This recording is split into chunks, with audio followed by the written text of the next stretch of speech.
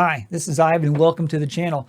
Today what I'd like to do is a very brief tutorial on how to set up a control for a helicopter, particularly in Microsoft Flight Simulator, which as we all know is about to release its 40th anniversary, or maybe you're watching this after it's already been released. And this iteration of Microsoft Flight Simulator will of course have helicopters as part of their standard aircraft. And we're all very excited about this for sure. But I'm seeing a lot of questions on, well, how do I set up my controller to use with helicopters, especially if I'm not used to flying helicopters and if I don't have enough money to buy any expensive dedicated helicopter controllers. So what I want to do is show you a couple of ways to do that with maybe some gear that you already have, or at least some gear that's affordable that you may have access to. So let's take a look at the first piece of gear. So this is a Thrustmaster joystick, USB, fairly generic. This one's made for Airbus stuff, but it can be used for any number of applications. Fairly standard, forward, back, left, right. It has a twist grip. It's got this piece back here. And so what we'll do is we'll kind of discuss how to use this, how this can be used to control a helicopter. Before we do that, though, we have to kind of discuss, well, what needs to be controlled in a helicopter. And what I'm going to say is, without getting into the specifics, it is different from a fixed wing aircraft, like say like a Cessna 172 or the like. A rotorcraft or a helicopter is flown through different mechanisms and is controlled through different mechanisms. But we'll start with something that's fairly similar to how a airplane is controlled, and that is with the joystick that's right in the middle or slightly to the right of the pilot. On an airplane, it would be called a yoke, but in a helicopter, it's called the cyclic.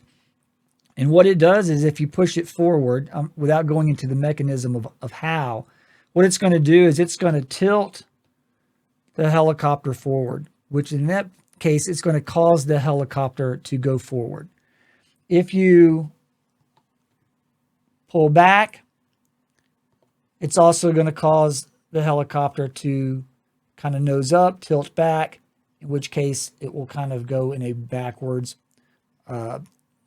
rearward kind of direction. If the joystick or the cyclic, in this case, goes to the right, the helicopter is going to go to the right. You may be seeing this in the opposite direction, but it's going to go to the right. And if I go to the left with the joystick, the whole helicopter is going to go to the left. It's not necessarily turning, it's just tilting. And the way that's achieved, just very briefly, it's causing the angle of the blade to change at a given point in its rotation. And that's what the cyclic does. So that middle piece is the cyclic. Then to the left of the pilot is going to be the collective. And it's hard for me to demonstrate without having specialized gear, but basically it's a lever. And that lever is going to be in a down or up position that the pilot kind of holds and brings it up or down. And what that does is that changes the angle of all the blades in such a way that it will cause the helicopter to rise, to ascend or descend. Ascent would be pulling the lever up, or the collective up. To descend would be to push down on the collective. And again, this is an oversimplification. It's way more complicated than that, but just to get an idea. Now, some helicopters on the collective, and let's kind of simulate the collective with this here. If this was a collective, you push forward or pull back.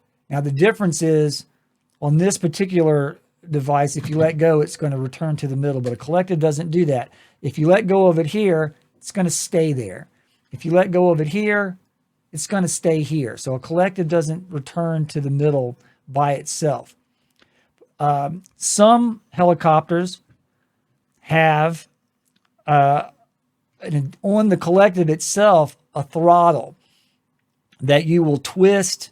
And it's almost like if you've ever been on a motorcycle where there's a cylinder around the lever itself that you turn, and that's a throttle. Now, many helicopters these days, and the simulated helicopters, have an automatic throttle, and you don't really control that.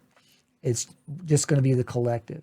And then the last bit is going to be the rudders, and what the rudders control, the anti-torque pedals in this case, kind of as the helicopter blades are spinning, the body of the helicopter wants to turn in the opposite direction. Those anti-torque pedals kind of keep the helicopter aligned in a certain direction. So that's kind of the elements of what you're trying to control with the controller. So how can we do that affordably and with gear that you may already have? So let's start with this simple joystick again from Thrustmaster. You could definitely do it with this one because it has a couple of things that would be helpful. One, you could basically program this to be your cyclic. So this will be your forward, backwards, to the left, to the right. And so that would be how you would control that. And then within Microsoft Flight Simulator, at least right now, this would basically be set up just like a regular yoke. And you would bind it to the same control settings that you would for, like, say, a Cessna. Then what you could do is for your rudder or anti-torque pedals, this has a twisting motion. And so if you didn't have your own set of pedals, you could program this to be the anti-torque or rudder pedals. If you do have rudder pedals, and that's great, that's one less thing to worry about, but it could be done. Again, you're doing a lot with a little, and it may get confusing, but it can be done. And then for the collective, on this particular joystick anyway, this could certainly be used as the collective. And this is just a single axis control. And the nice thing about it is it stays where you leave it. So if you let go, it doesn't move. So this could actually definitely be used as a collective. And so you would have to kind of, do all three of these at the same time.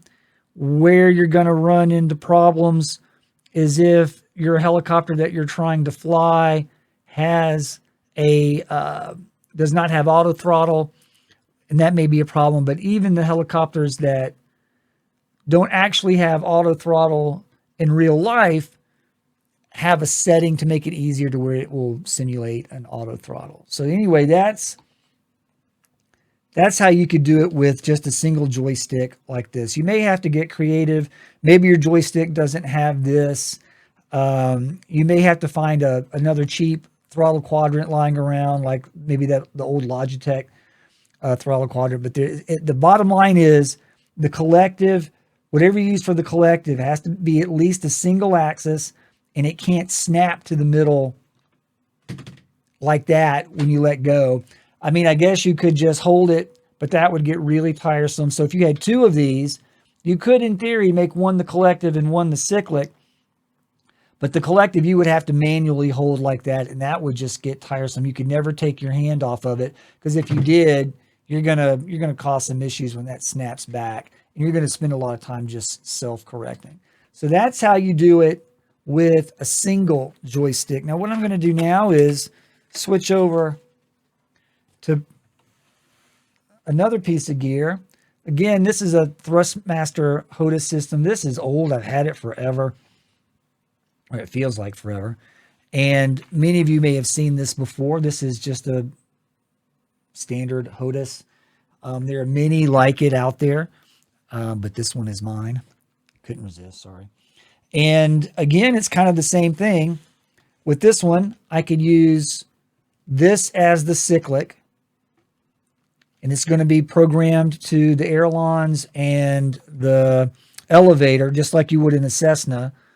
And that could work as the cyclic. So that's going to cause the helicopter to tilt forward, to tilt back, to tilt to the right, to tilt to the left. And that's fine. Then you have the throttle. And as you can see, when I let go, it doesn't move. So this could very easily simulate a collective.